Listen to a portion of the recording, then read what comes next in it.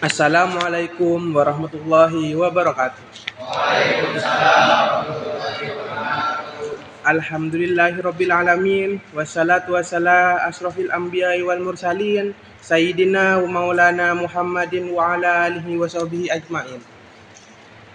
Yang saya hormati pengasuh Yayasan Al-Faqih Bapak Ahmad Khalid Basit, dan yang saya hormati dosen pengampuh mata kuliah Retorika Dakwah Bapak Umar Bukhari. Alhamdulillahirrabbilalamin, segala puji bagi Allah yang telah melimpahkan rahmat dan taufik hidayahnya kepada kita semua, sehingga kita dapat berkumpul dalam keadaan sehat walafiat. Hadirin yang saya hormati, materi pada ceramah hari ini tentang beda itu biasa, bersatu itu luar biasa. Dalam kehidupan ini kita tidak lepas dari yang namanya perbedaan. Perbedaan adalah bagian dari realitas yang tidak dapat dihindari. Setiap manusia memiliki perbedaan seperti latar belakang, pemikiran, dan cara pandang yang berbeda. Oleh karena itu, perbedaan sejatinya itu biasa. Namun yang menjadi persoalan bukan karena adanya perbedaan, melainkan bagaimana cara kita menyikapi perbedaan tersebut. Ketika perbedaan itu disikapi dengan sikap yang tidak bijak, maka muncul dalam suatu kelompok tersebut seperti konflik, perpecahan, dan permusuhan. Tetapi ketika perbedaan itu disikapi dengan bijak, maka muncullah kedewasaan, maka melahirkan persatuan yang luar biasa. Hadirin yang bahagia, perbedaan itu biasa, ini adalah kenyataan yang harus kita terima. Allah menciptakan semua manusia itu berbagai keunikan dan saling mengenal dan melengkapi. Dalam firman Allah dalam surat Al-Hujurat ayat 13, A'udzu billahi minasyaitonir rajim. Bismillahirrahmanirrahim. Ya ayyuhan nasu inna khalaqnakum min dzakarin aw unsa wa ja'alnakum syu'uban wa qabaila lita'arafu. Inna akramakum indallahi atqakum, innallaha alimun khabir. Artinya itu, wahai manusia, sesungguhnya setelah menciptakan kamu dari seorang laki-laki dan perempuan, kemudian kami menjadikan kamu berbangsa-bangsa, bersuku-suku, dan saling mengenal. Sesungguhnya yang paling mulia di antara kamu di sisi Allah adalah orang yang bertakwa. Dan sesungguhnya Allah mengetahui dan maha teliti. Dari ayat itu menjelaskan bahwa perbedaan adalah ketetapan dari Allah. Manusia diciptakan berbeda untuk tidak saling merendahkan, tetapi saling mengenal, saling memahami, dan saling melengkapi. Para ulama tafsir menjelaskan bahwa ayat ini mengandung nilai toleransi, persatuan, dan penghargaan terhadap para keberagaman, serta penegasan bahwa kemuliaan seseorang bukanlah tentang suku, ras, atau kedudukan yang individual, tetapi tentang persatuan gitu.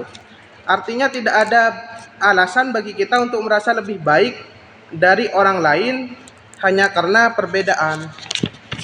Namun di balik itu semua, Islam juga mengajarkan pentingnya menjaga persatuan, menghindari perpecahan.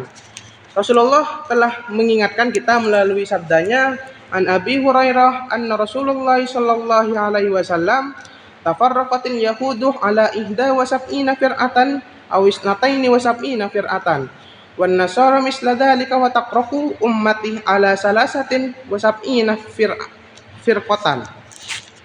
Dari Abu Hurairah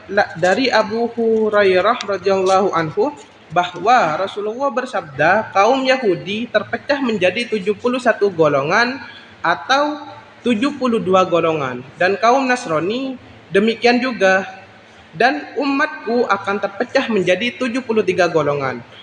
Hadis ini memberikan pelajaran penting bahwa perpecahan adalah suatu yang nyata dan tidak bisa terjadi ketika kita tidak dijaga dengan baik. Oleh karena itu, kita sebagai umat Islam harus memiliki kesadaran untuk tidak mudah terpecah dan karena perbedaan. Hadirin sekalian, bersatu itu biasa.